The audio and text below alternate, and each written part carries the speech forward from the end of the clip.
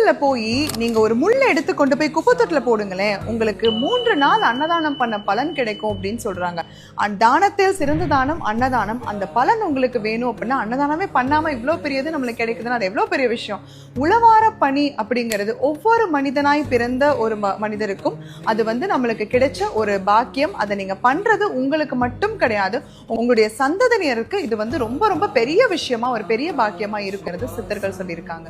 இது ரிசர்ச் பண்றதுக்காக சுகுண சுந்தர் ராயன் ஒருத்தர் 1000 வருடங்களுக்கு முன்னாடி காஞ்சிபுரம் கோவில்ல அந்த கோவில் கட்டுறதுக்காக கருங்கல் கொடுத்திருக்காராமா. அவருடைய பேர் அந்த கல்வெட்டுல பதிச்சிருக்காங்க. அவருடைய குடும்பம் எப்படி இருந்திருக்கு அப்படின்னு சொல்லி போய் ஆராய்ஞ்சிருக்காங்க.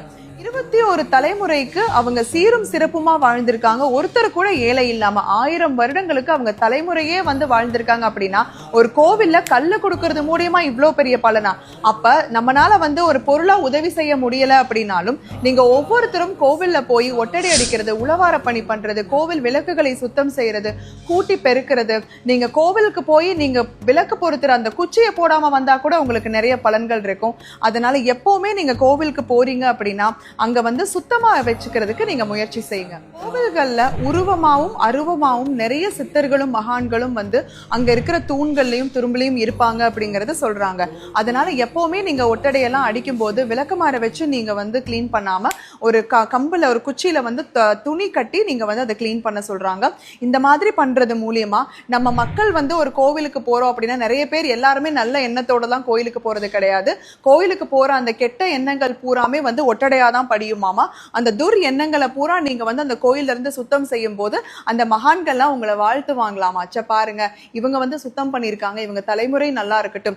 இந்த கோவில்ல இந்த உழவார பணி பண்றாங்க இல்லையா, உழவார பணி துப்புரவு பணி பண்றவங்களோட குடும்பம் சந்தனியர் ரொம்ப சீரும் சிறப்புமா இருப்பாங்க. முக்கியமா இந்த துப்புரவு பணியாளர்கள் நீங்க அவங்கள பார்த்தா கையெடுத்து கும்பிட்டுட்டு வாங்க.